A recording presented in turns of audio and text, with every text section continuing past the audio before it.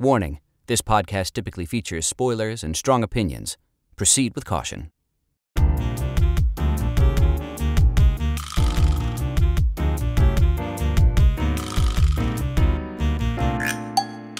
Hello, and welcome to another episode of Two Grooms, One Plot.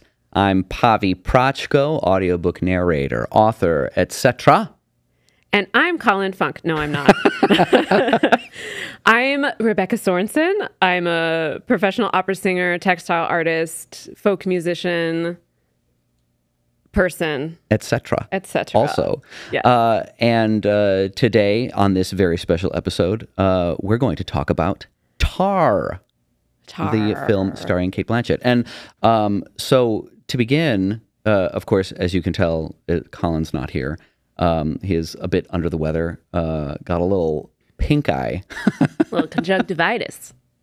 He deals with a lot of children, so there's lots of poop floating around. I think it's just like ends up in your eye, and it's like, ugh. like you do. Yeah, like you do. I'm surprised it took this long to get there, actually. But so he decided to take the day.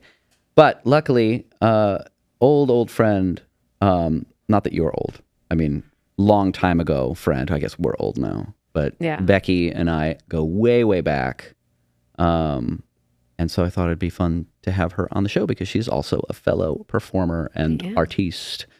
So in a little bit, we can get into your background. But first, let's do our moments of the week. I'll go first to get us warmed up.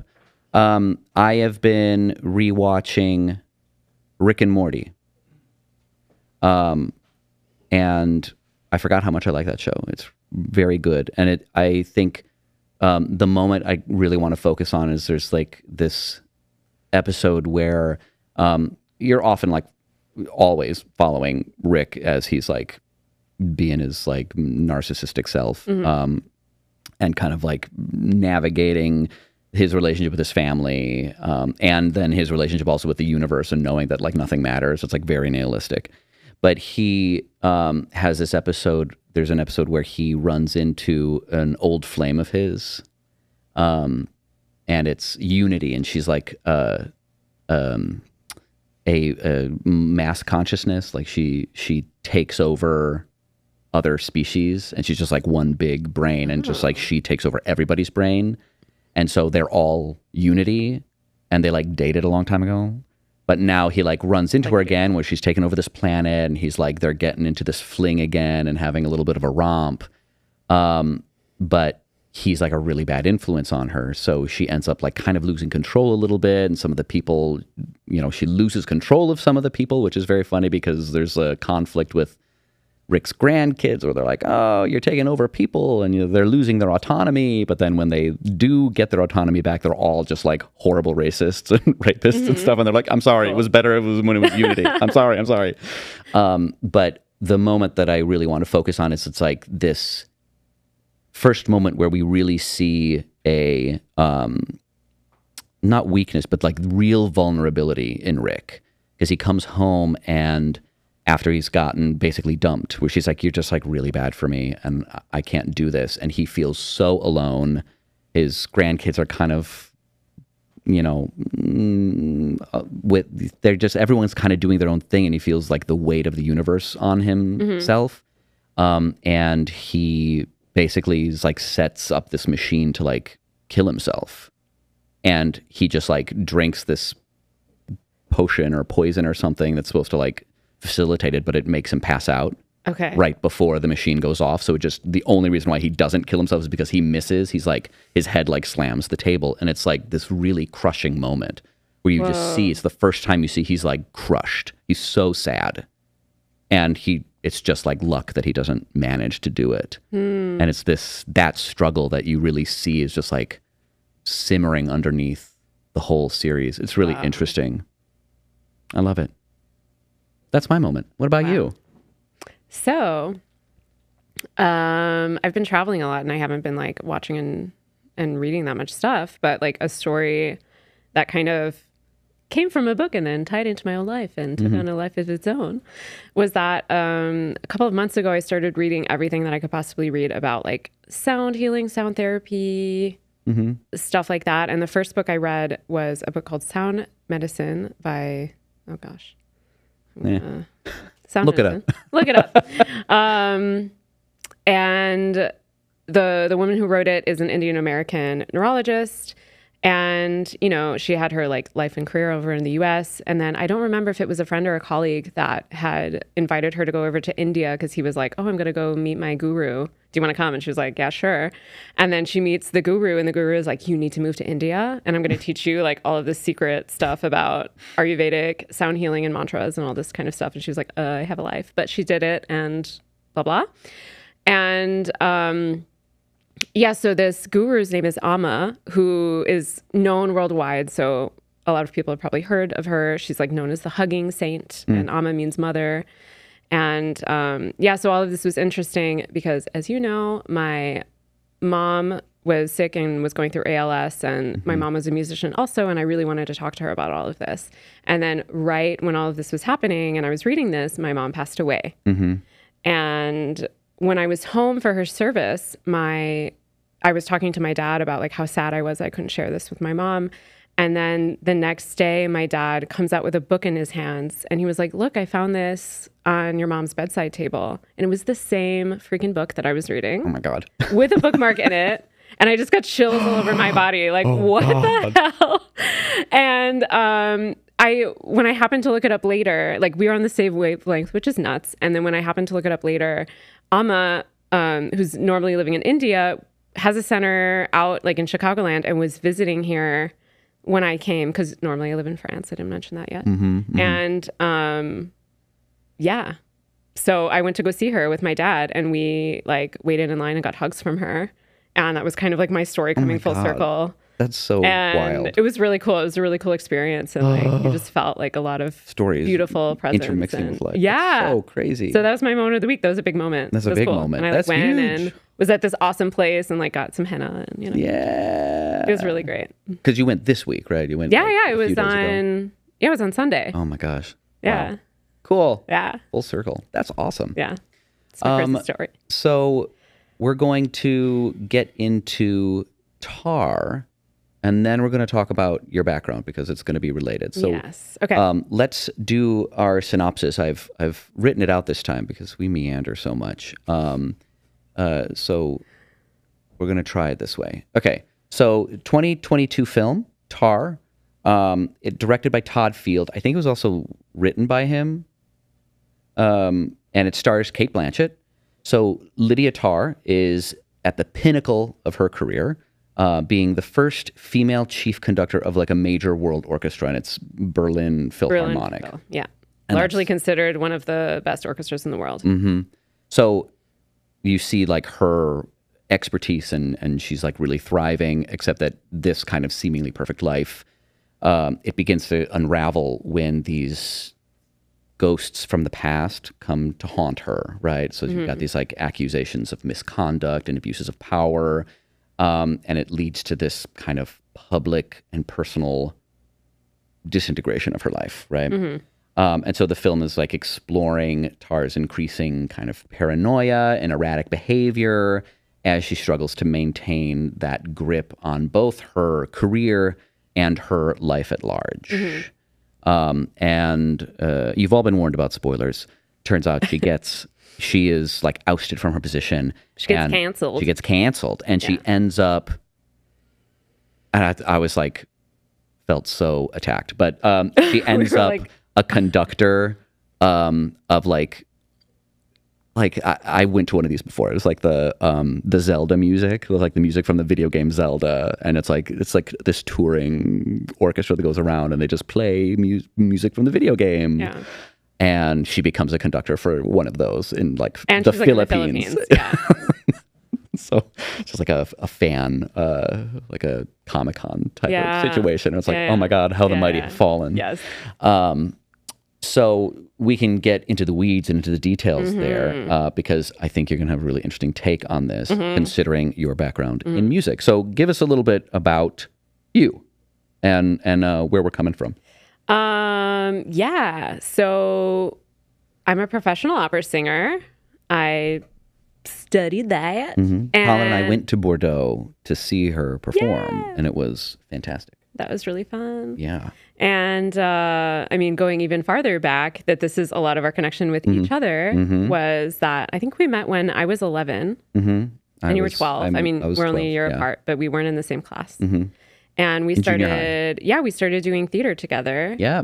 And eventually in high school, like did all the musicals, were the leads in the musicals together, and like thought we were the shit. Yeah. And then, I mean, this was a long time ago now, but remember like when we binge watched them, like because we lived together after school, after college, we lived together. We were roommates, and when we like binge watched them, yeah, we're like, right before you moved away, we binge watched all of the musicals because my mom, of course, has all of them on the tape. DVDs, all the DVDs.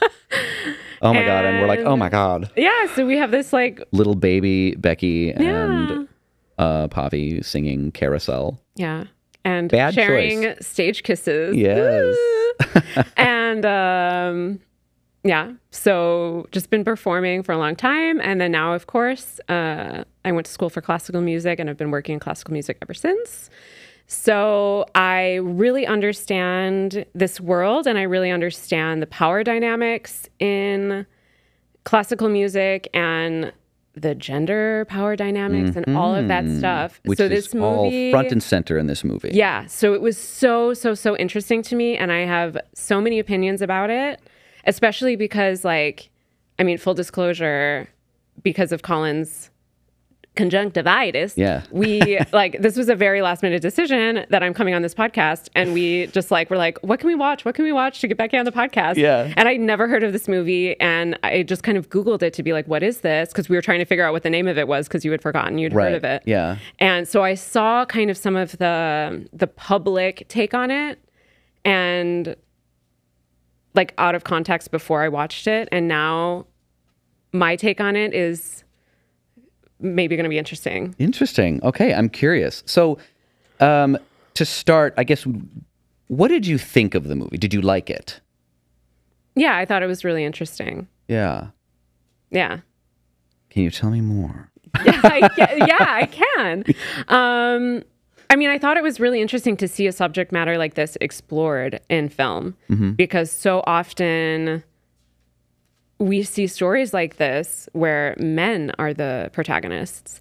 And I know that, like, kind of what I had read, like the little blurbs of, you know, headlines that I had seen briefly before watching it were about how people found this movie really controversial because it was sort of a Me Too thing, but centering a woman as kind of having this predatory thing. And people were kind of like, well, yeah, but, you know, like, it's mostly men being predatory in this way, which I completely agree with. But I have much deeper feelings about, like, why this was interesting and why this was relevant. Would you like me to go into that? Yeah. Okay. Let's do it. Let's dive in. So basically what my biggest takeaway from it was that, because I see the way that women are treated in classical music, specifically women conductors. And I'm interested later to get your take on this, on like how you have seen that played out in the theater world that you're a part of. Yeah. But women are really, really, really discriminated against. And people have the really hard time taking women conductors, especially, seriously. And people just gravitate towards men conductors. It's what we know. It's what we're used to. And what I've observed in my professional life is that the only women that seem to be able to kind of break through are the people that take on extremely masculine energy, that take on extremely masculine roles, that emulate this kind of holier than thou, all powerful, selfish, and kind of like playing with people to get where they go in power. And I just really saw this character and Cate Blanchett's performance as her just doing everything that a man stereotype conductor would do in order to have her career, and that was literally the only way that she could have had such a huge career was by really emulating all of this, and that she probably at some point got lost in it and forgot or just completely lost connection to any sort of like feminism roots that she might have had, especially as a lesbian and a woman in this industry where it's very hard being a woman and getting ahead.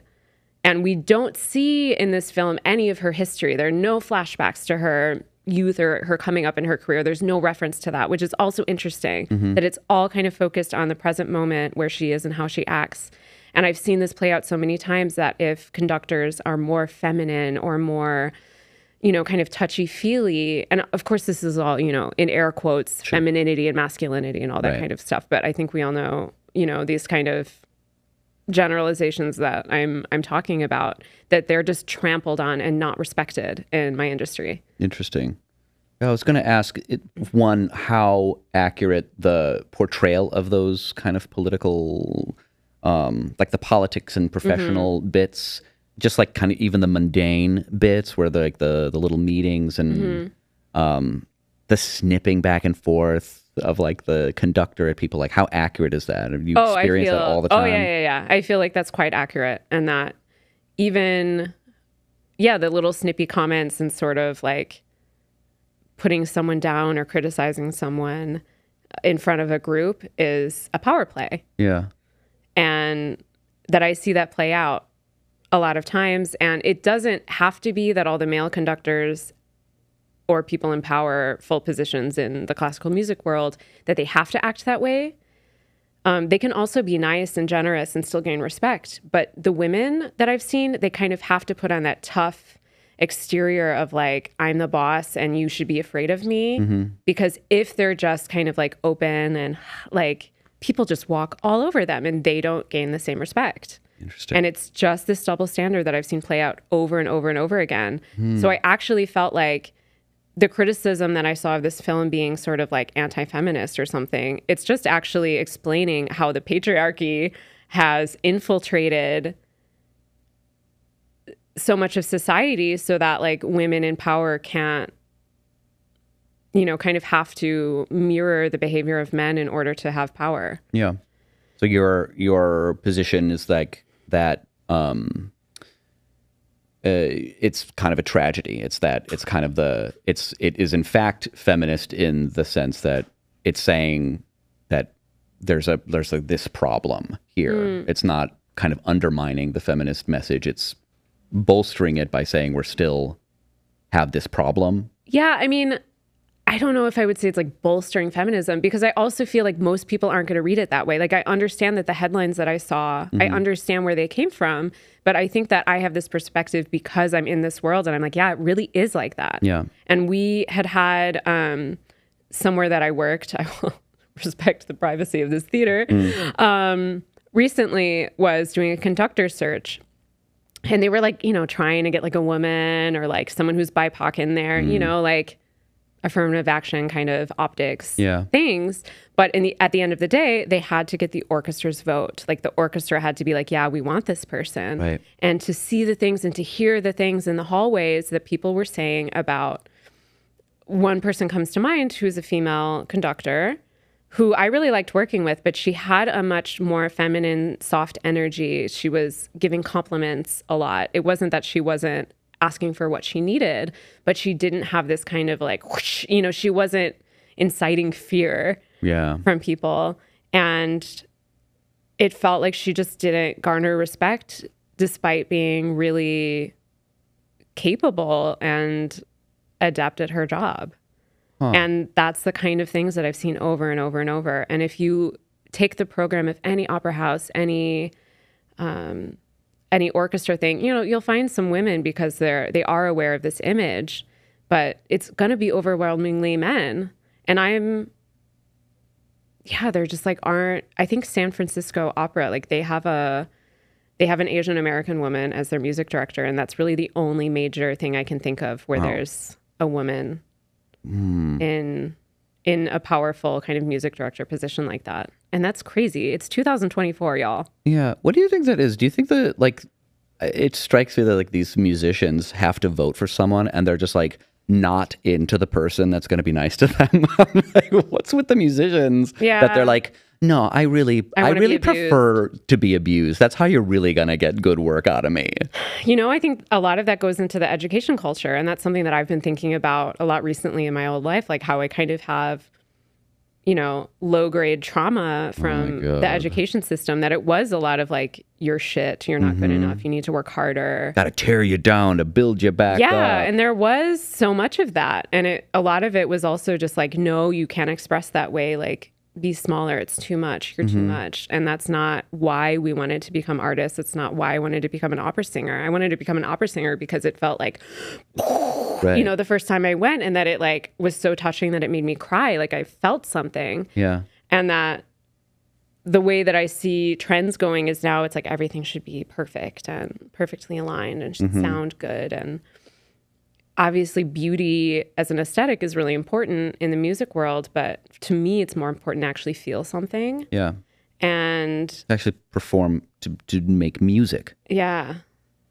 And so that's like one thing that I think of, is that we're kind of used to this very harsh education of sort of being like whipped to do more and do better and, you know, go back to the practice room, and you know, you doubled a consonant. Like I remember that when I was in grad school, it was a terrible time for me. And the head of my program was just like a misogynistic asshole. It was terrible. Ugh. And that a big performance that I did that I prepared so long for, I asked him for feedback, and the only feedback he gave me was that I doubled a consonant I shouldn't have doubled in Italian. Okay. Which normally like non-native speakers can do when you're like in the moment and you're emoting, and sometimes you're like, you know. Yeah, you just overemphasize something. And there's one M, there's not two M's. But right. I'm like, that's the only feedback he had, was this like tiny little technical. Ew.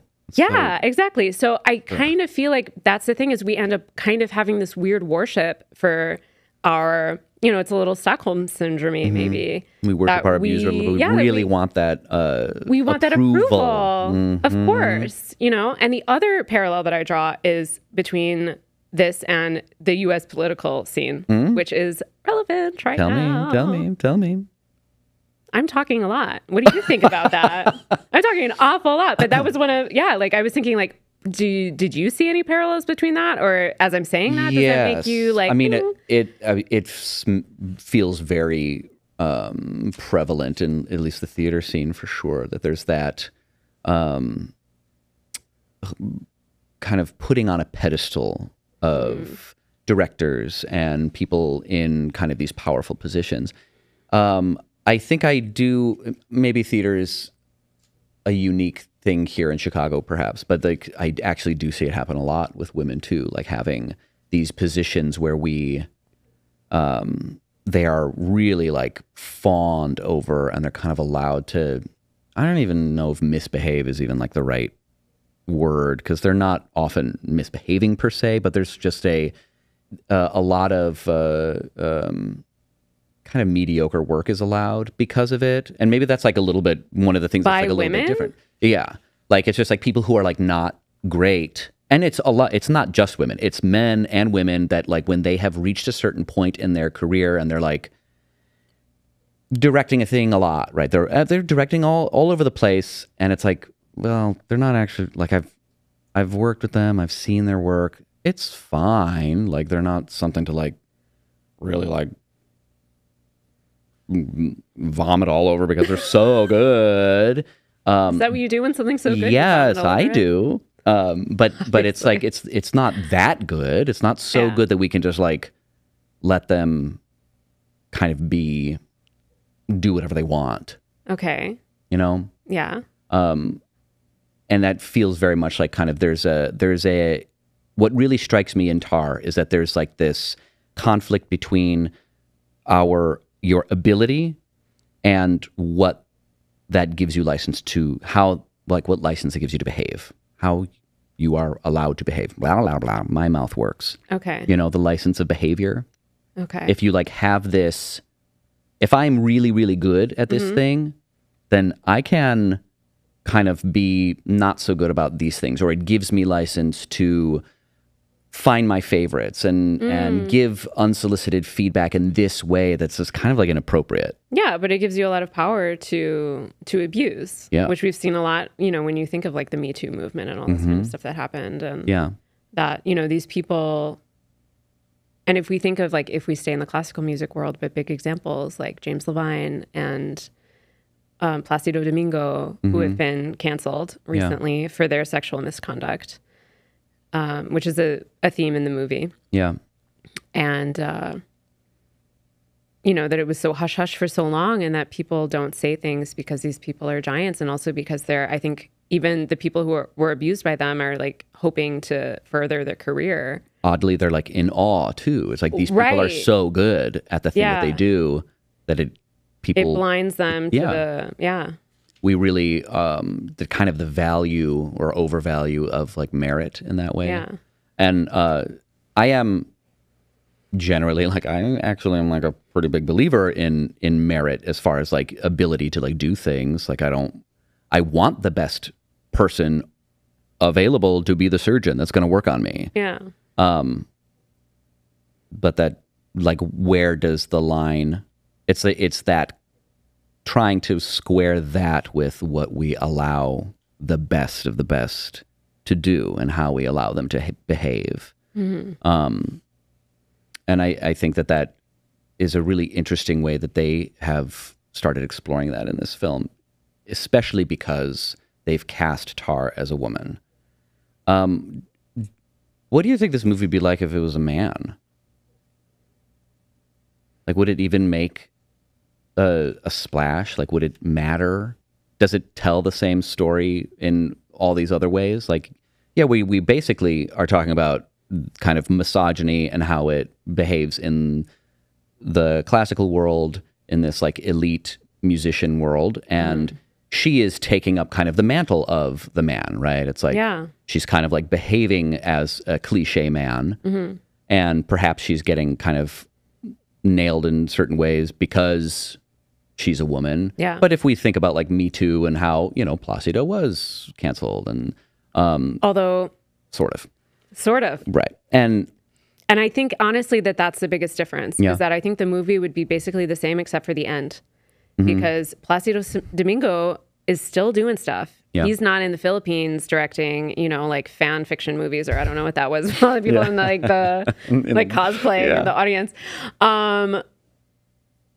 We don't cancel men as harshly as we cancel women.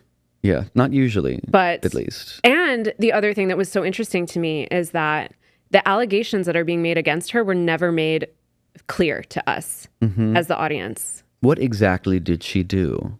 We don't know. We don't know. And it's like, the thing was too, is that, spoiler alert, but I think we already said that, you know, like that this woman, that this woman that kind of is the center of this kind of legal thing, that who was kind of a mentee of hers, we could say, in her apprentice program, committed suicide. So it's not like she was murdered, and it's not even like, to our knowledge anyway, that she left some letter saying that, like, you know, this woman ruined my life and this is all that she did. We know that there are like some emails and that the family says it, but like we never see any sort of like, even in email, we never see enough text to know exactly what happened. We just see things that was like, she tried to make it so that I couldn't get a job in anything. And this was another point that really stuck out to me, that was probably a difference between men and women maybe, was I was just thinking to myself, we don't have a lot of information about this relationship, but why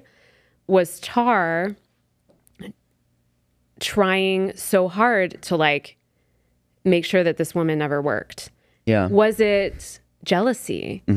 Was it just wanting to be like, some of the, even how she treated her assistant, like part of me felt like she kind of used her position as a woman to get more power, and like, oh, I have this thing empowering women and all this kind of stuff, but she didn't actually want another woman to have power.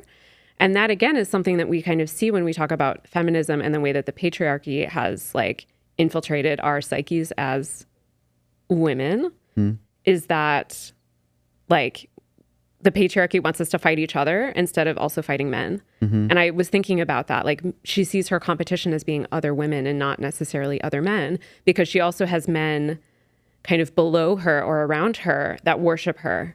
So she kind of doesn't need to worry about them. But what she is worried about is the next woman who's going to rise to power. Because in a way, she's the queen of the classical music world. She's the only one who's reached this position. Right. And then she creates these programs to like lift up other women. But if they start to get too close, she cuts them down. And I don't think that we would see that with other men because they understand that it's a man's world and that there's room for more than one. Yeah. What do you think about that? That's curious. I think I want to push back just a little bit on the idea that like that it's a misogynist thing for power to corrupt. And maybe you're not exactly saying that, but it sounds a little bit like you're saying like the reason why she is using everything in her power to like keep her position and to push back on the people who are either bothering her. Maybe she was like maybe the what her name is, Krista, maybe she was like actually very uncomfortable and like unhinged. Maybe it actually was the case. And maybe she was like, she really should not be doing this. Maybe. We don't know. But if that's the case, she's leveraging her power, whatever that might mean, whether that's like as a woman, as a conductor, as someone with all these ins, to push her away, but then also doing the same thing to her assistant, also doing the same thing to the person that she doesn't, the assistant conductor that she kind of doesn't really like, lying about lots of things. Like she'd like little tiny lies, like little baby lies that kind of let us not really find her that a trustworthy source of her own story even.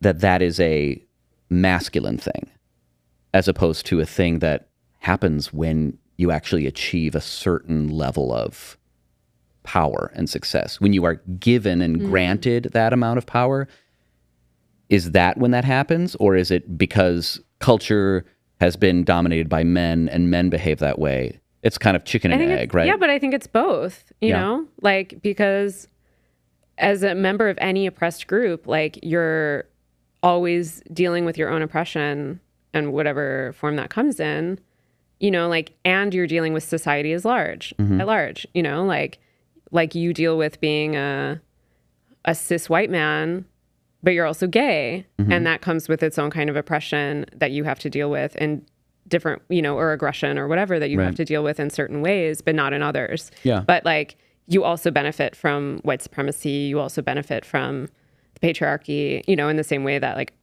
do you know what I mean? It's like, it's both and like, just because I don't mean to put everything on the fact that she's a woman, because she's still a white woman, you know, like,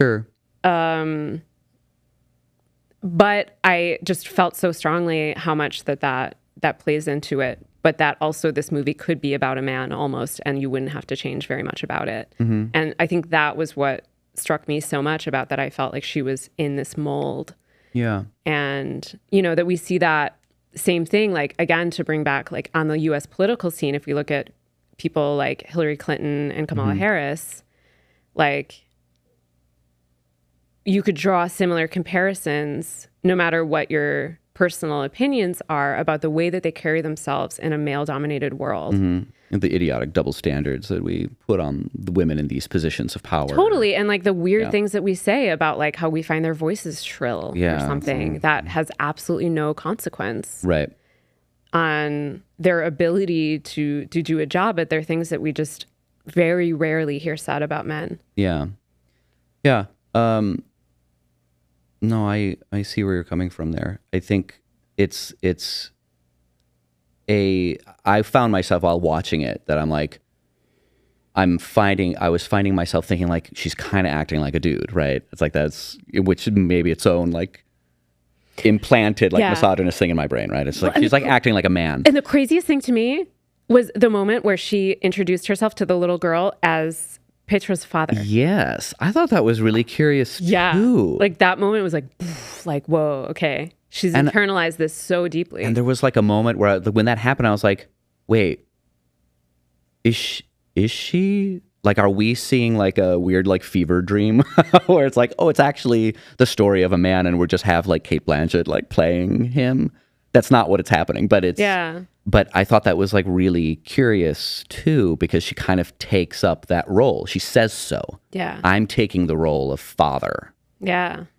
And that I wonder too if there's something like a little backwards about that too, where I'm like, well, I know plenty of men who are not like that, whether they're like in positions of power or not. Of course. Yeah. And that I wonder, like, that's, I guess, maybe what I'm getting at, where it's like, is it the desire for a masculine presence, quote unquote masculine presence, the thing that gets you a position of power? Or is it people with these particular personality traits tend to excel in these positions? You know what I mean? I do know what you mean, but I want to go back to a point I made earlier that, like, I don't think that men have to act like that to be in positions of power in this world that's particularly very male dominated, because there are a lot of other careers and, what am I trying to say? Like, like realms where this isn't necessarily the case, but I just see this as being like, yeah, in music especially, you can have like an effeminate, genteel man. I mean, even like in the makeup of orchestras yourself. For me, it's different because I'm an opera singer, although I could go off on a tangent about misogyny in opera as well. But it's a little bit different because, like, usually you're going to have a soprano be a woman, and we have some of these kind of range things that tend to be linked to gender pretty strongly, with many exceptions, of course. But in an orchestra, like, it's not that long ago that there were like no women in orchestras, and especially in certain sections where they thought, like a woman isn't strong enough to be a French horn player or something. And it wasn't until they started doing blind auditions that women started getting positions. Yeah. Because they were being so heavily judged on the fact that they were a woman. And that, that wasn't that long ago. And I think I just like went off the rails of my point. But coming back to my point was, like, I was even thinking about this moment in the film where at the end she's watching a video of Leonard Bernstein, and she starts crying when she's watching this. And what kind of hit me was that if you've seen any of these things of Leonard Bernstein, especially when he's doing these like music concerts at Carnegie, I think, for children, that he's so warm and he's so loving, and he's so, like, you feel that his love for music, and I have not watched, full disclosure, the biopic on him and Bradley Cooper, and I'm not like, we talked about it. We did. I'm not doing super into, like, I don't know a lot about his personal life and all that kind of stuff, but like from what I do know, like, he's not known for being a tyrant kind of conductor at all. Oh. But he still gained respect. And I think that people like that have been able to be successful in this world only if they're men. To that extent. And then you have the tyrant kind of sexually abusing kind types also, but that I haven't seen a woman personally rise to a high position of power with this kind of like warm, friendly persona. And this movie just makes me question why that is, I guess. And the fact that she was like this and was in power, I could believe it. If in this movie she had been very like, just more warm, and it's hard to put into words without like talking in cliches, or like going to this masculine feminine thing, which I don't really love harping on, but it's hard to put into words. But without having this like cold, I'm in control, I'm in power, you should be afraid of me. I think that's kind of the main thing that I get from this persona, is that like you get your power from making people a little afraid, or making them feel like they have to suck up to you to get things out of you. Yeah. That like, I've just never seen a woman in classical music in a leadership position. I'm not talking about soloists. Have a personality like that and be in power. And that's kind of the point that I'm trying to make, that like, it's not only linked to her gender, and it's not only linked to this personality trait, because there are men without it that are powerful. Yeah. That's really curious. It was one of the things, something you said struck me, where it can be specific to like industry. It's like when you move out of like the fine arts, we get even more masculine. Like, even think about just like, let's go cliche, let's go to football, right? It's like, how many gays do we know are in football? Like one, and I don't even think he's working anymore, And it's like that there's how many genteel football coaches are we going to find? Yeah, like, good job. Yeah, not really all that many. Yeah. And it does relax a little when you go into arts. And maybe that's like a little bit of the point that I'm making with even in theater, specifically Chicago theater. You do have a lot of women in positions of power. Yeah. And you do have, and they're not cruel, mean people. Like they're actually really lovely. And that those kinds of things do kind of shift when you have an industry where we have a lot of gender fuck people. We have a lot of people who are outside of the norm, where in an industry that embraces and celebrates to some extent that difference. And I think maybe, would you say like classical music is like a little bit behind the Chicago theater scene? It strikes me as so. It's like a little bit more kind of cliche. And even the theater scene internationally, because I've been living in Europe for 8 years and I worked in Germany too. And like when I worked in Dortmund, we also had a Schauspiel, which is just like kind of the straight plays theater kind of thing. And their director was a Black woman. You know? Yeah. And I never worked intimately with her. I don't have a really good grasp on her personality, but like the things that I saw of her, I didn't see her having to embodying this like very hard exterior persona. Yeah. So I don't know. And, you know, I really feel like it's especially in musical direction because we see more and more women directors directing opera, for example, like the staging of the opera. But it is extremely rare that I see a woman in the pit. I'm curious about that. That actually brings something up that's interesting. The difference between, say, opera and just like straight theater. Like you have the skills required to do the job. And it strikes me that there are certain demographics that wouldn't have access to those things at young ages, you know? Yeah. So it's like if you really want to be a virtuoso violinist, you're probably going to have to start pretty early. And if you're from like the inner city, you know, south side of Chicago, you probably don't have that many opportunities to get a violin. Yeah. But you probably do have the opportunity to do a little play pretty early. And true. You know, it's like the equipment required. You don't have to invest in an instrument. Yeah. And I just wonder if that plays into it, probably, but that just strikes me as you mentioned that. It just made me think of that. Yeah, like that's true. And like there are certain systems, of course, like there are areas that they have usually like, you know, private companies or humanitarians or whatever have like put in systems for that. Or like in Venezuela, there's the Sistema system and stuff like that. So we've seen people like Dudamel like come out of that. Yeah. That system that, you know, was kind of put into place there. But if you don't have that, and even for me as like lower middle class, pursuing a career in classical music, even though I didn't have to pay for my instrument either, was really hard and a huge uphill battle. And I lost a lot of opportunities because it's an extremely, extremely expensive. Right. I mean, even though you didn't have to pay for the instrument itself, you did have to pay for the training, and it was you have to pay to apply. You have to pay to apply for auditions, even if they don't let you audition. Right. And there's so many. Weird. There's and that kind of to learn to sing classically is not the same as learning how to act. Like I could learn how to act without going to school. You know, it's like I could be a savant and very talented at it, or just like watch a bunch of sitcoms and be like really great at the sitcom humor and audition and just luck out, and that could happen. Not so much with classical voice. It's like a real expertise, you know? Yeah. You have to kind of have guidance. You have to have training. Right. Most of the time. There are, of course, some like exceptions of people that just like open their mouth one day and that comes out. Like, so stupid. I'm so jealous. But I think that even speaks to just like kind of how issues like this really are kind of like ground level. It's like really starts with children in the end. Yeah.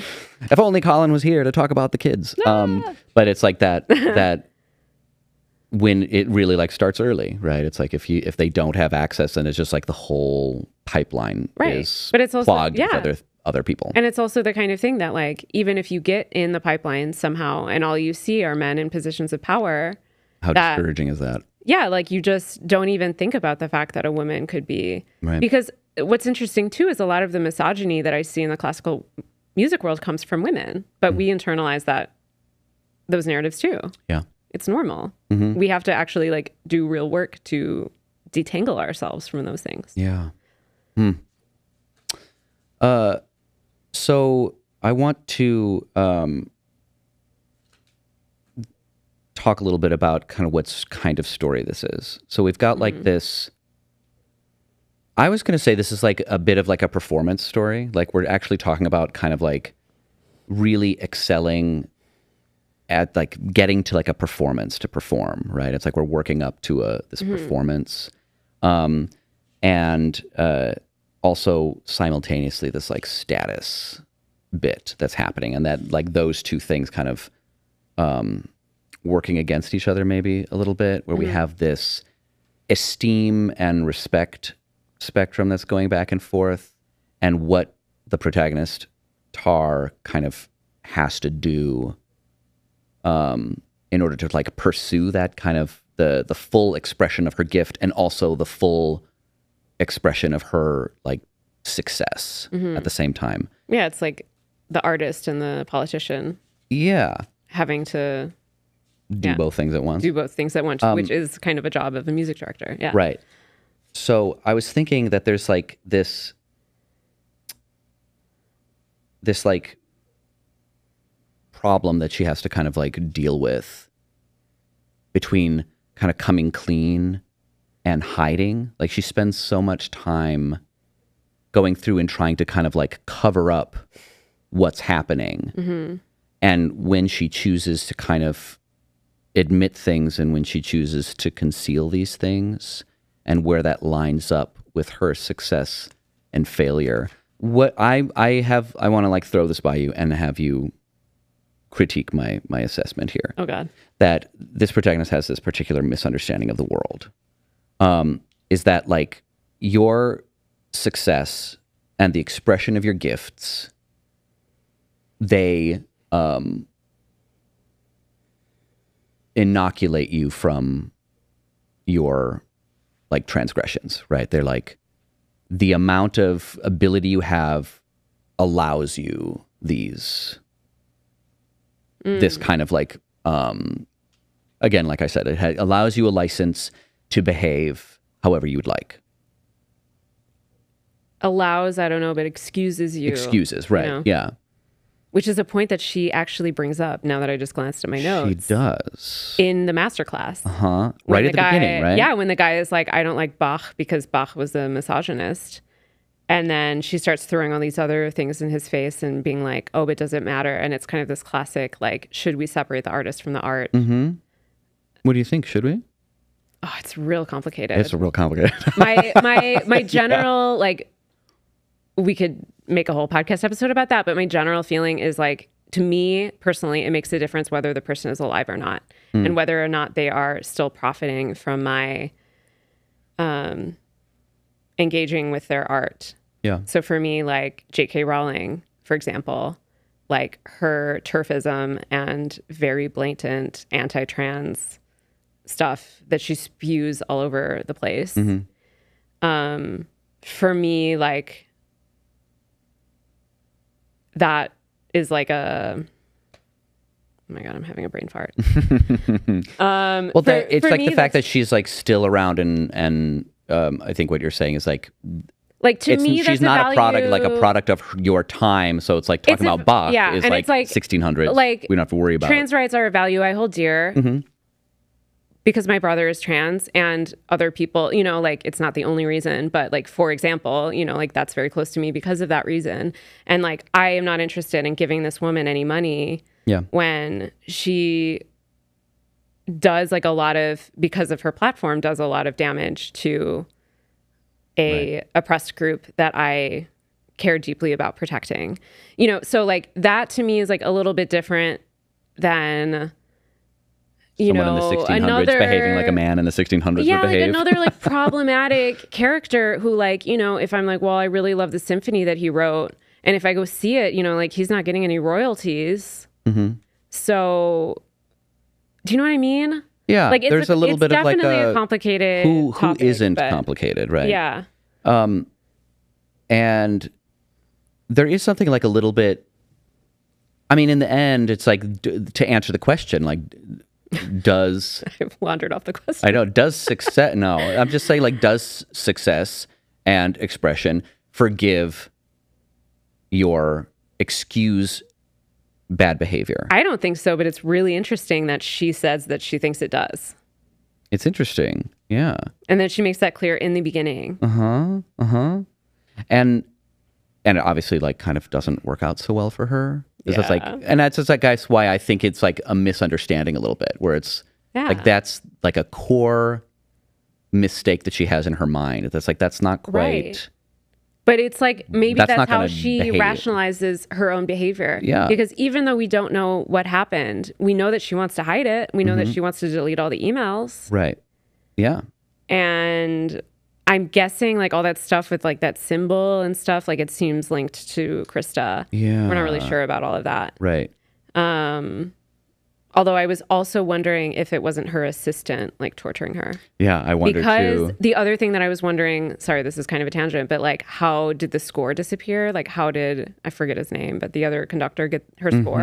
And since the metronome was going with the thing drawn on it in her studio office, whatever, that would have been, I guess, the opportunity to take the score. And it was right before her assistant like just like disappeared. Yeah.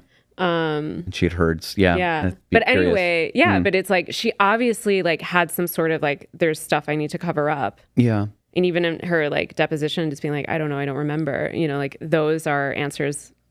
Yeah. Not always of a guilty person, but you know, it's definitely like plead the fifth, plead the fifth, which is definitely. Well, and like how much of that is like, suspicious. well, you know, even to a kind of our point earlier, like as a woman, if I admit to any sort of connection with this person, that's just going to make me look more guilty. Totally.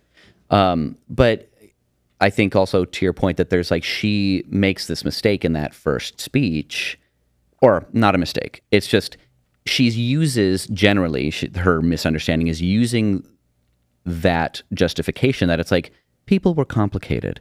Bach lived in the 1600s and he was a man of his time. And so he would have XYZ beliefs, behave in XYZ way that everybody else would have behaved that way. And whether we look back and say that's right or wrong, the fact is it was very normal. Do we hold that against his music? Probably not fair to do that, you know? Yeah. But the mistake being that applies to me currently. That applies to me right now. Yeah. That it's like, and to some extent, maybe it does. Like to some extent, we can say like, yeah, everybody's made mistakes. I've made mistakes. Sure. Does that reflect on my work? Well, that depends, right? It depends on like how bad is the transgression. It depends on, am I still doing it? How related it is to your work. How related is it to my work? How you know, remorse and working to make it better. And even sometimes then where it's like, well, yeah, I made mistakes in the past and I'm not doing that anymore. Does that still reflect on my work? It kind of almost, as you say, even like depends person to person. Yeah. For you, J.K. Rowling is like totally persona non grata. And to some other people, they might be able to separate that or have some other complicated view of like what's going on there. And it like really depends on the receiver, right? It's like you yourself have to kind of decide that. And also like out of, you know, the other side of my mouth, I say to judge Bach for having 20 kids is kind of like not fair when you're just considering his music, you know? And there is a distance, like having that time distance is an important element, I think. I think we especially today, there's like a I don't know, mistake, but it's just like we underestimate the value of time, or it's like that variable of the time in the past, and kind of parsing out the good and the bad out of people. Yeah. Well, yeah, and when lots of time has gone by, I mean, we also have less information because they didn't have like, you know, TikTok when Bach was, you know. Yeah. And even that video that people had like spliced together. And in that case too, it was like, in this movie. And I mean, and that was interesting too, that like even if you believe that she did something wrong, that in this case, that was just a video that like all of that stuff was taken completely out of context. Totally out of context. And Curiously, not that there weren't a couple like moments in that masterclass. Right. But it's like it was edited to that edit was like not at all what she was saying, right? Yeah. That edit is not at all what she was saying. And it's curious that it's like, well, even like the people in that board meeting are like, yeah, I agree with you. But even if that's the case, the problem is that this isn't the only thing. Right. And I think that's actually really curious about our like current time and moment where it's like, yeah, this like very totally fake thing can actually be the thing that like brings up all of the real stuff that happened. Like someone makes some offhand joke and it like unearths real issues. Yeah. And that's like so much more possible nowadays because of everybody, we're surveilling each other. Yeah, we're like for constantly sure, surveilled. Sure. But all of this stuff too, like just as a little side note, I don't know. Sometimes I can't speak English. All that French. It's all that French. Oh, and we need to talk about the German translation. Oh, yes. Yes. But one thing that was hard for me to believe was like the protests. That like when she was showing up to like her book signing or something, that there were all these people protesting on the street. And I was like, dude, like classical musicians do not get this much exposure. They're really not. Yeah, I don't know. It's not someone big enough in the media at large that I think there would be that many protesters. Right. They would like, cast it like she's like a super celebrity, and I'm like, yeah, I was like, what conductor is a super celebrity? I mean, for real? Even people like James Levine, who is much more of a household name than I don't even know who the music director is of the Berlin Phil right now. You know what I mean? Like, right. So like, I don't know. I don't buy that, or even there'd be like 3 people maybe. It's just like, it's like a little weird. I mean, they're like the video I kind of buy because like in the little microcosm of Juilliard and the the little world of that, but like having all of those like picketers outside her book signing, I was like, I think this is a stretch. Yeah. I don't think that would have happened. That would happen. Especially for a woman, I think. Because I think that it would kind of generally in the public eye be downplayed because we're so used to seeing men as aggressors, which I'm not saying is correct. Right. But again, it's kind of society habits. Interesting. I mean, there's so many like weird moments in this movie. Like when she was like brought to this really fancy brothel and then like puked. Oh God. Yeah. So maybe that's like one little thing to before we start getting to our ratings. That there's like interesting like cinematographic and storytelling elements that seem like a little bit in a different genre or I'm not sure what they were saying. So it's like, that's one example. She like goes to this brothel, that would be interesting to go through like a few little. But she's like getting a massage, but then it turns out it's a brothel. She wants a massage, and then she has to pick a number of the women. Number. It was like, but it was so also weird. like really, really, really fancy. It was fancy. So a fancy brothel in Philippines, but I don't know if it's a brothel. But all we see is she picks someone, and then afterward, she doesn't even. The woman looks at her, and then the other woman says number 5. Oh, God. It wasn't her voice. It was the other woman. Oh God. Yeah. And then she just like runs out and vomits. And I was like, what happened exactly? And what does this mean? Yeah. Part of me was like, maybe she felt like she had fallen from grace so that she had to pay for sex instead of people begging her for it. Right. In a transactional sort of way. Like even her wife was saying that all of her things are transactional, but she always had the upper hand. That was the thing that popped into my brain. Oh, that's interesting. Yeah, I like that interpretation. Actually, that's curious. Another thing I was wondering about, like young women like fawning over her, and now she had to like go to a brothel to have it happen. Right. Yeah. Yikes. I don't know. That was just like the only thing I could think of. Maybe the other thing. Did you notice like all of the tunnels? Yes. I was like, what is this? Like some like vagina imagery. Like part of me was like, I mean, even like the shot where she was on the boat on the river, that I was really like, what is with all the tunnel shots? Like she's always driving through tunnels. Yeah. And they sometimes for a long time. Yeah. Driving like you see all you see is like the driving through a car, like through the tunnel, and I'm like, where are we? What's happening? I don't know. Really, I was like, is this like the man that wrote this movie trying to be like, she's a lesbian, tunnels, get it? Yeah, like the opposite of like phallic imagery. I was like, I don't know. Like that's probably a stretch, but that was just like I couldn't find another explanation. Like, what else do tunnels like mean? Like it's like I don't know.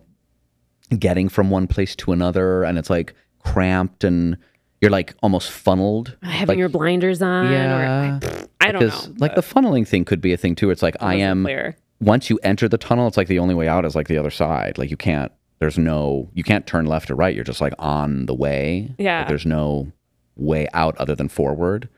And there were like also many little scenes where I was like, why is this in this movie? What is the significance? Like when she goes to like give the little teddy bear back, which I thought was like such a weird choice, where it's like Olga is in her car, the new cellist is in her car. She brings the cellist home to like some weird, I don't know what. I mean, honestly, the outside of that looks very Berlin. So like, I wouldn't think that it was like, it wasn't that weird, right? When you look at from the outside. From the outside, that's what I figured. It like feels very Berlin. And then you like go inside, and she like can't find any residences, and she hears like weird footsteps, and it's like a dog maybe is like chasing her. And I was like, are we suddenly in like a weird horror movie? Like I was like, what? Are we?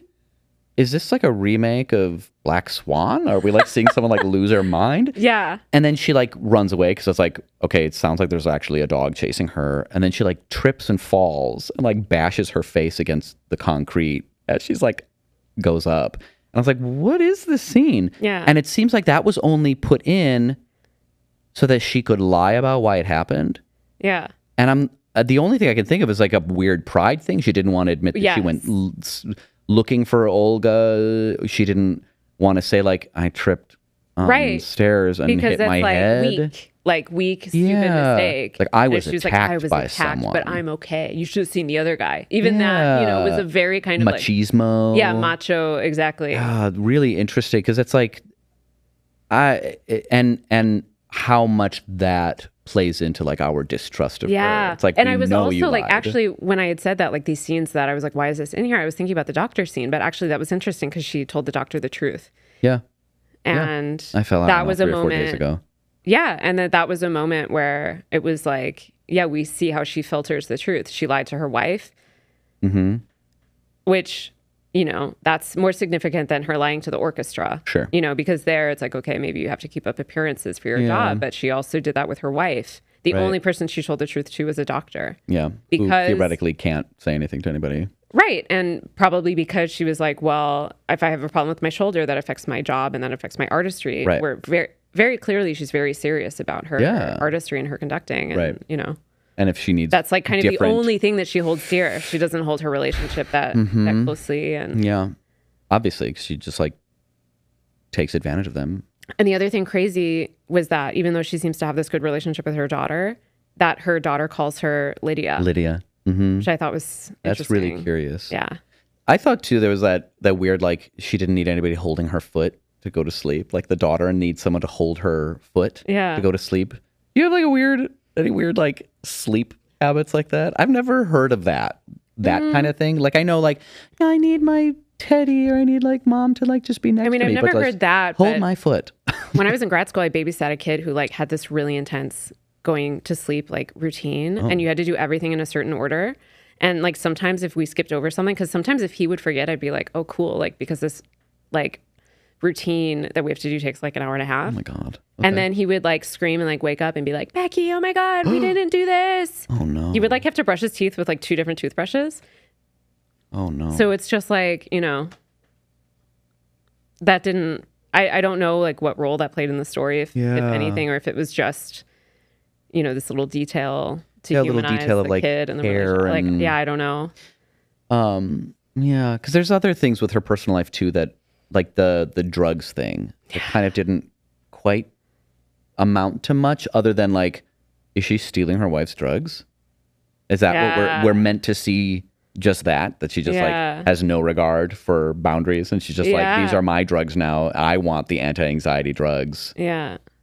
And so she like steals her stuff. Yeah. And Francesca, the assistant, knows about it. Apparently. Yeah. But like the disregard for her wife. I mean, like the blatant flirting and the face touching of the cellist, like literally right in front of her wife and all that kind of stuff. Like, It's a really interesting story and movie. Yeah. Curious. So there was the weird horror moment in the basement. The weird, what was the other weird thing that we talked about? The tunnels. The tunnels, the weird tunnels. the kind of like I mean, even speaking about who does she care about? Does she care about her daughter? She like threatens that little girl. And when she's like, I'm her dad, don't you do anything, I'll get you, and no one will believe you. I mean, it was like textbook Me Too, right? Yeah, it's like textbook exactly. Me Too script that she uses on this like child to stop her from bullying her daughter. And it almost feels like we're meant to be like, I mean, a little questionable tactics, but laudable motive. Yeah. And like, where do we actually, when are we okay with that kind of, that tactic and that like, no one will believe you because I'm an adult and you're like kicking my child's shins and you need to stop. Which obviously there's like a more mature way to like deal with that. That's so weird. But it's like, there's something like anti-hero about that we can find something in that's a little bit admirable. Yeah. And like it's a little bit icky. Yeah. I mean, the way she goes about it is obviously like not good, but you feel that like the motivation is love at least. Right. And her wanting to really protect her daughter. Yeah. It's not it's not only her career and like protecting herself. It seems like the only person that she wants to protect other than herself. Yeah. And she will use this tactic and strategy in all realms of her life. Yeah. Wow. Ooh. It's pretty heavy. Yeah. Actually. Yeah. Let's move on to ratings, huh? Okay. Let's do it. Okay. Let's do it. 1, story. Out of 5, what do you think?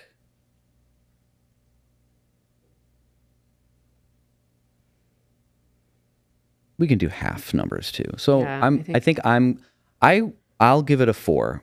I think I'm pretty happy with that. I really liked the arc of it. I thought it really told a really interesting story and explored a really interesting conflict and, again, like I described, a misunderstanding with someone that was really relevant and almost timeless in its way about power in general and also how it affects today and women and men in this particular industry. I thought it was pretty good, so I give it a 4. Yeah. Yeah, I think I would too. Not to just copy off of you, but cool. but I'm just gonna copy you and say a 4. Yeah, I agree. I mean, it was interesting. I feel like, given that I live in this world, it was really interesting. But yeah, there were also like some problems and questions and other things, but So not a 5. Yeah. Not a 5. Yeah. There were a couple things too that, But yeah, I think 4. So I'm not good at explaining that, but you did it well. So okay, great. I'll piggyback on you. Next up, technical. I think for me, this gets to kind of 3.5, 3.5 world. Crap, are we going to agree on everything? Maybe, that'd be fine. And only because, not only, but there's, I mean, the performance, like Cate Blanchett, all the performances, excellent. I think like the performances are so good. Yeah. And there's just it's those weird moments that I'm like, I'm not sure what that's doing in this film that freak me out a little bit, that I'm like, I'm not entirely sure what's happening here. And there was a lot of talking. Not that that's necessarily a problem, but it's like we spend a lot of time building up her personality at the beginning before we even get to our inciting incident of this suicide, Yeah. And it's like a lot of, it almost feels just really well written preaching to some extent. Okay. That falls a little flat on my ear. Yeah, I get what you mean. I mean, I'm in a similar place of 3.5, but maybe for slightly different reasons. That kind of, like you say, like the buildup in the beginning didn't bother me, but I think it kind of loses technical points in that it was almost, at times, I wondered if it was too technical from a perspective of like, I understood so many of those conversations, but I don't think a lot of lay people would. Yeah, that's interesting too. Who aren't really knowledgeable about classical music. Well, you know? and we talked about, you wanted to mention the translations too. Yes. And there were a couple like little moments for me. I mean, there was one where the orchestra comes on stage for the performance and they file in and everyone's clapping, which I've never seen happen in my entire life. It's possible that I've never seen the Berlin Phil live. Maybe they do that there, but I would be shocked because the orchestra's already there warming up and then the concertmaster comes in and that's when, you know, everyone stands up and claps. So that was something that I was like, what? I can't remember. There were one or two other things where I was like, that would never happen. Or even like the blind audition where she could see the shoes. I was going to ask that. Is that plausible? No. I mean, usually they would walk off and they even put carpets so that you wouldn't be able to hear if the person was wearing heels or anything. So that I was also like, no, like they wouldn't make that kind of oversight. There were a couple things like that. And then, yes, the translation. So to back this up for our viewers, I speak German. And since a lot of this took place in Berlin, there was a moment where her daughter said to her, I wrote it down, Du siehst schöner aus, wenn du lächelst, which means you look more beautiful when you smile. And the translation on the screen was, you're the most beautiful woman I've ever seen, or something like that. Yeah. Or you're the most beautiful person I've ever seen. And as soon as she said that, I was like, that's not what she said. And it's just like, why did you even change that? And well, the interesting thing to me too is like in the context of all of this, like whatever, Me Too, feminist, da da da da da. And a theme that comes up a lot when we're having these kind of conversations is that, and this is true, that women get told a lot to smile by like creepy men that don't know us at all. So like, you know, there will be like, you'll be walking down the street in Chicago and a guy will be like, smile, honey. And you just want to be like, yeah. You know, and it's like this kind of like gross thing, like, you know, the commentary that we usually say, which is true, is like, you know, like men sometimes feel like women, how do I say this? Oh my God, I'm having a brain fart again. That like we should, like you have to smile, we have to be beautiful, pleasant. Yeah. You know, like you're there, you're an ornament for us. Exactly. Like we're there to be attractive to men. And it's like, this is not why I exist. And it's the fact to have her that daughter the daughter said this thing that's kind of, and I mean, of course the daughter doesn't know, but maybe she heard it. It's a misogynist trope that the daughter and then says. they mistranslated and then they translated it different. I just don't, it would have been so effective to have that happen. Exactly. Because I was sitting there, I was like, whoa, like actually when I thought about it, I didn't think about it in the moment. I was just like, weird, they mistranslate that. And I understood it. But I was like, whoa, like, yeah, that's actually like her daughter saying this kind of creepy thing. And so it's like, again, it's like, it's very similar to what she's done for her daughter, where it's like, well, in a different context, when you say that, how do we feel about it? Yeah. Like, how do we feel about this, like, 7-year-old telling their mother, their caretaker, that, like, you're more beautiful when you smile? Yeah. I don't know. Like, now I feel weird because that is not a thing that we want to encourage generally in also, society. Like if your child says it, it's different. But just because it is this thing that I feel like has been talked about a lot in the culture. Did she learn it somewhere? Is she just genuinely saying that and think it's an interesting thing to have in the script, and it's really bizarre that they mistranslated that. Like, how did they not have eyes on that? Because all of the other German was correctly translated. Yeah, that's really weird. Yeah, so that was just very strange to me. Yeah. So that was a technical thing where I was like, huh? Because that changed something. Yeah. I forgot to mention too, in like weird things, and this like brings up a little bit more of the technical. It's like the whole event with like the old woman that lives in her apartment building in like her second home. She like has this apartment she kept. Yeah. Even though she's lives in this beautiful concrete fort. She like the woman, she like has to help her get up on the thing, and then the woman dies, and it's like then they're trying to sell the apartment, and she's like being a jerk about like making noise. Yeah. I was like, what is this, does this mean something, or is it just showing us her lack of humanity? Is that it? Yeah, because I feel like there would have been better ways that would have been more relevant. Yeah. Or I'm missing something. I'm not sure. Yeah, and it's like for this that I know we're going to move into rewatchability. Is that the next one? Yes, we are. We're going to move into rewatchability now. In fact. Segue. But it's things like that. Like when you first told me that this was like a rating that we were going to do, part of me was like, oh, I'm going to rate this really low. Like I feel like I saw it once. I understood it. I don't need to see it again. But the more I think about it, actually, it could be interesting because there were these things where I was like, huh? And maybe if you watch it again, it could be one of those movies where you actually catch things. Yeah. That's very possible. There were like details in those kind of exchanges where, I even noticed when she was on the plane and she went in the bathroom that she like didn't touch the door and that she like sanitized her hands before touching anything. And then when she got back from the woman, like or when the body went by, that she kind of had these like hypochondriac kind of reactions. She like washed herself completely when she had to help the lady up onto her little toilet thing. And oh my God. Yeah. But it also was like... so it'd be curious to see if there is some sort of through line like that. Will I understand the tunnels? Will we understand Will we understand it better if we watch it again? Part of another thing that we talk about with rewatch value is the how much do we want someone else to watch it? Like, it's like, would you recommend this? And do you want to talk about this with someone? I mean, obviously... Yeah, I want to recommend this to some classical music friends and see what they think. So what number you give it? Rewatch value? Oh, man.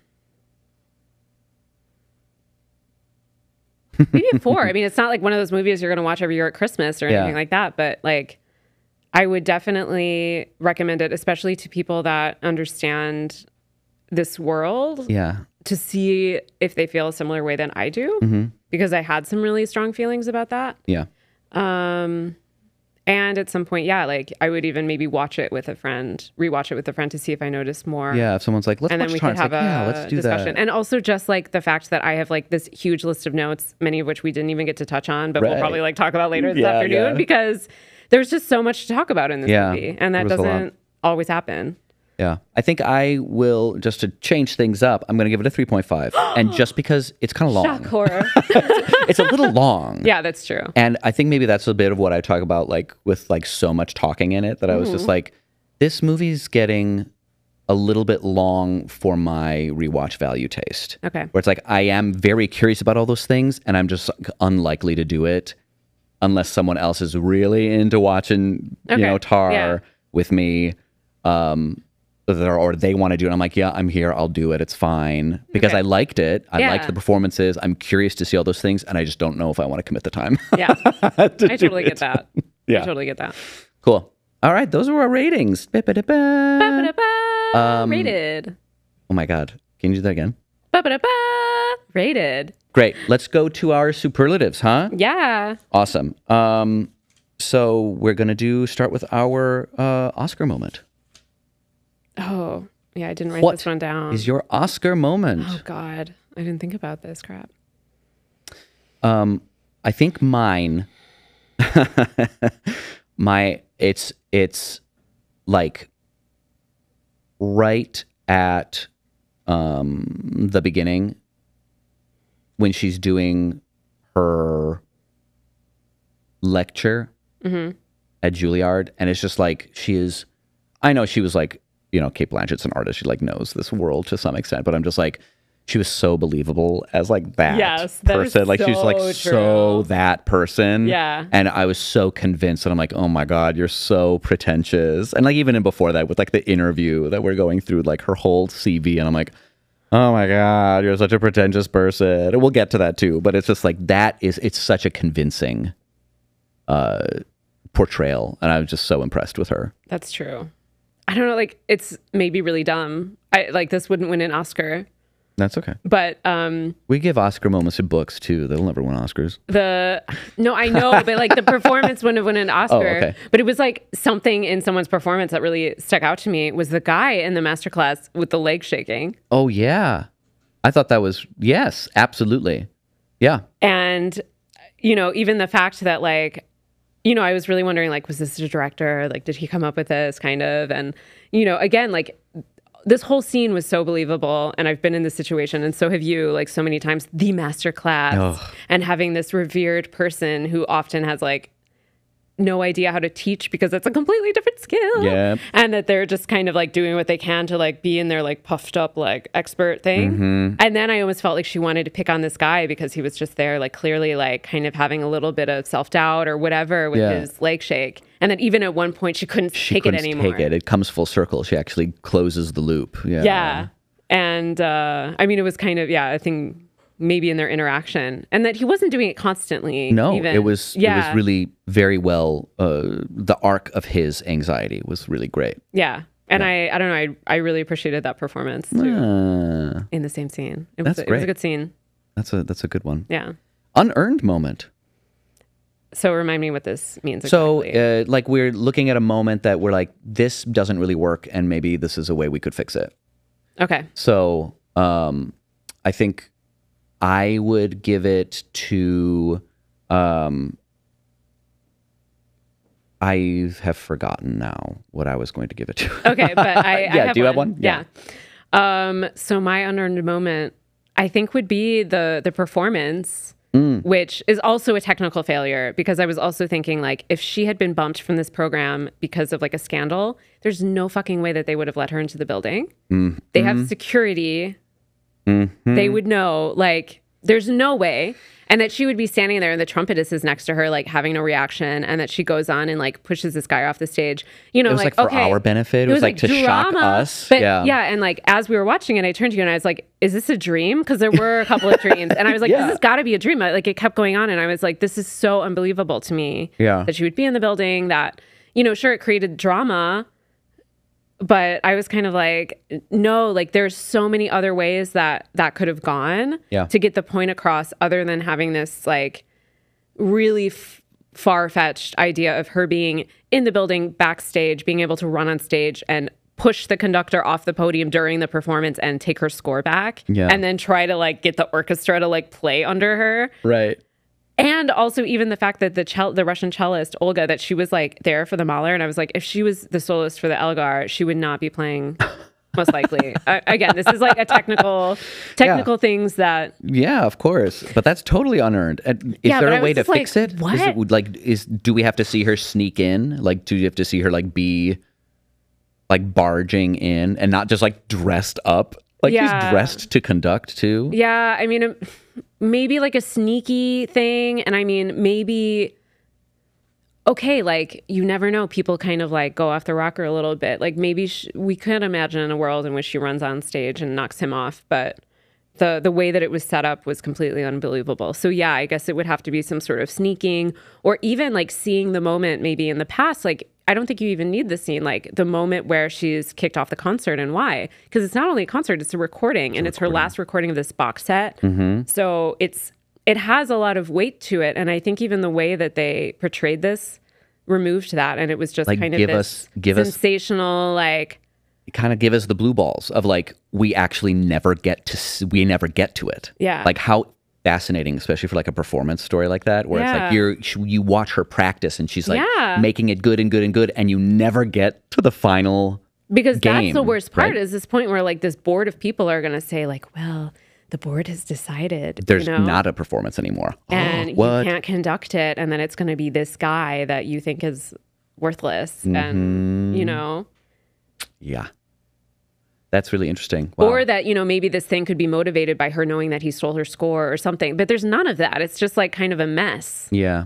So for me, that was very unearned and not at all believable for me. It kind of ruined it a little bit. That tracks for me. I think I'll give my unearned moment to the old lady in the apartment. I just don't understand what any of that had to do with anything. Yeah, it wasn't significant enough for the amount of times that we touched. And if we're going to be like trying to use these moments to either humanize or dehumanize her, and like see how she moves through the world, and like seeing how other people interact with the problem she's running into, and then maybe that's like the crux of like why some of these things are like, this doesn't make any sense, is because we're identifying maybe, or I'm identifying perhaps, whether wrongly or not, that like our kind of like problem that we're like navigating is like, when do we like, how do we get to be fully successful and like express our skills in this world of,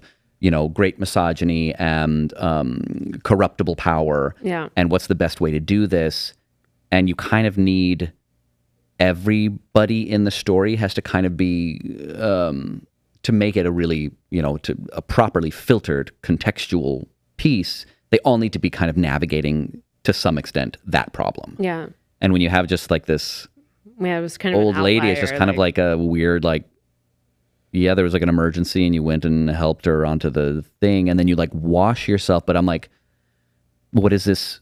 What did that person have to do with anything? It's just so weird. It was so weird and out of place. And then she dies. And I'm like, okay. And then like her caretaker was like sent to unhinged? sent to some, I don't know, facility of some kind. I just was very confused. I was like, what? Like, yeah. I wasn't sure what that was about. Great. Next, we're going to add in our new regular superlative here, and we're going to call it hottest take. And so we hope to get some hot takes here. So what is your hottest take about this movie? You think that you believe that other people are going to look at you and be like, no. Well, I mean, it already kind of feels like a hot take that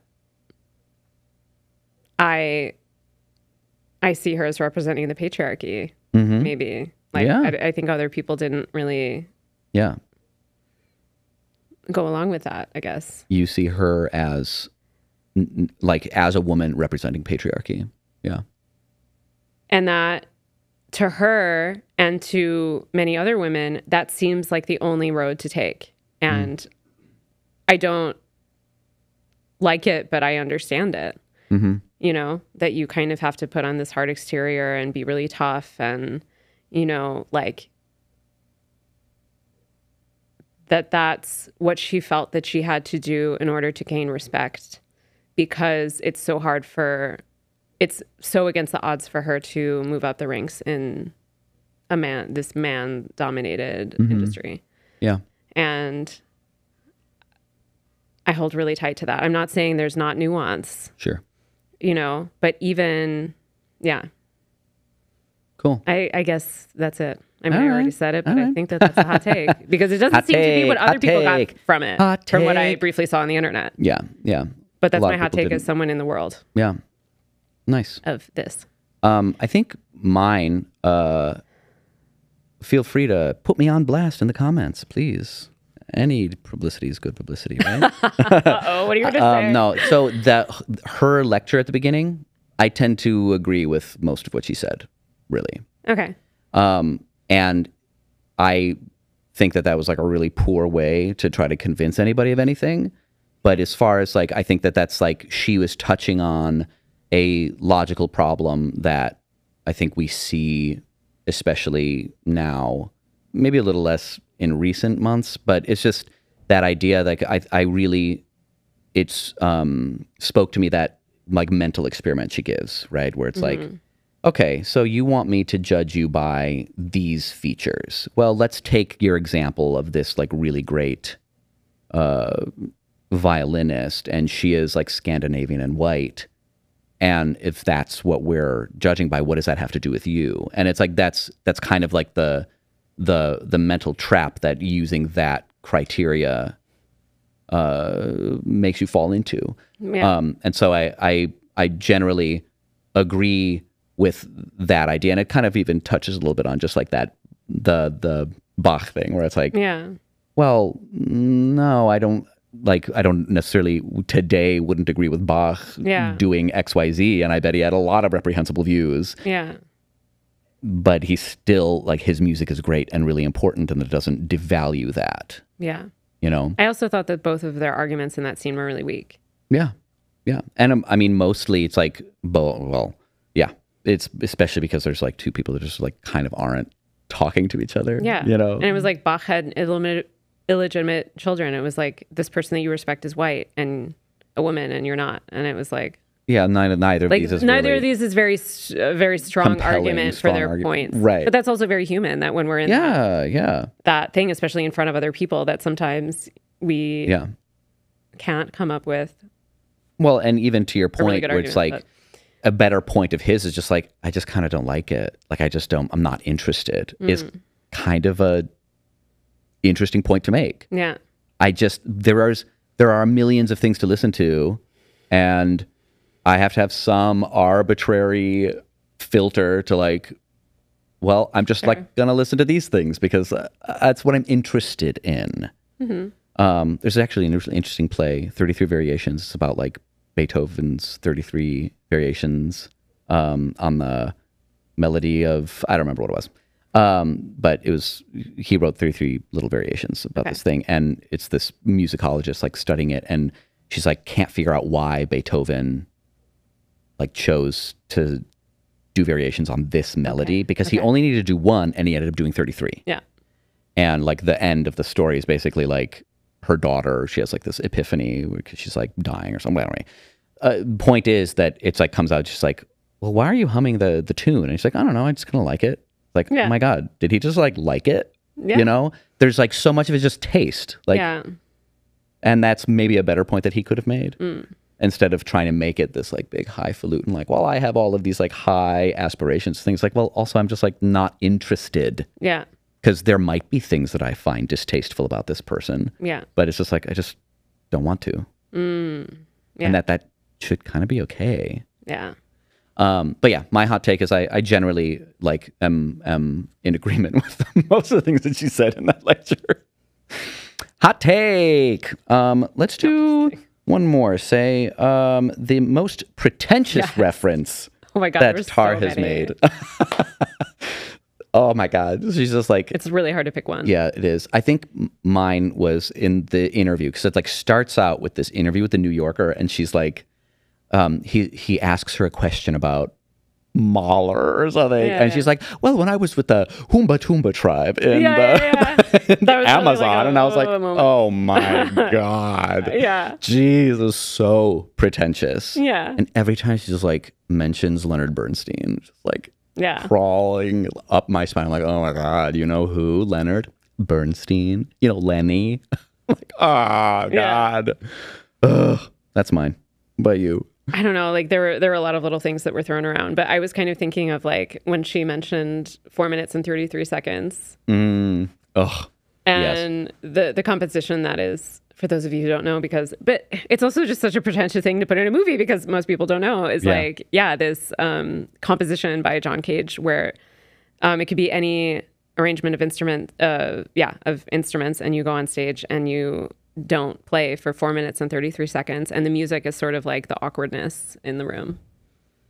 Ugh. And anyway, but her everybody does it for their recital, like 433, and also her saying 433, which I've never even heard it like said that way. No, I don't know. I just like the way that she said it was so like, and I was like, ugh, eye roll. Yeah, I don't remember at what point it was, but I was really like, well, thank you, Becky, for coming onto the show. Oh my God, I hope to have you again. Yeah. We'll see. Come on, this is fun. Yeah, we have you so rarely in the States, so now that we have you, maybe we'll get you in another this coming week. We'll see. Yeah. Thank you all for joining us for this episode of Two Grooms, One Plot. With the sidekick today. Rate and review us wherever they let you do that for podcasts.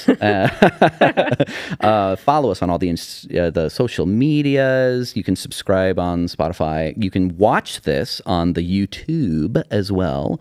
And we hope that you'll come back next time. Yeah. Thank you so much. I am Pavi Proczko. And remember, misogyny is not exclusive just to men. And remember, you're more beautiful when you smile. Thank you. Bye. But not really. Don't do it. Bye. Bye.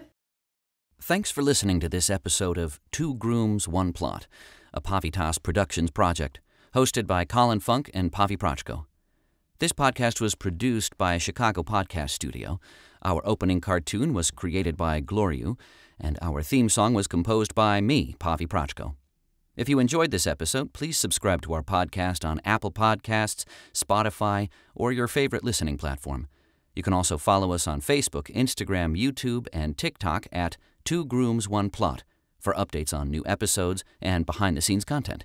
If you have any feedback, comments, concerns, or kudos, you can email us at 2groomsOneplot@gmail.com. Please rate and review us wherever you can. It would help us out a bunch. Thanks again for listening, and we'll catch you next time.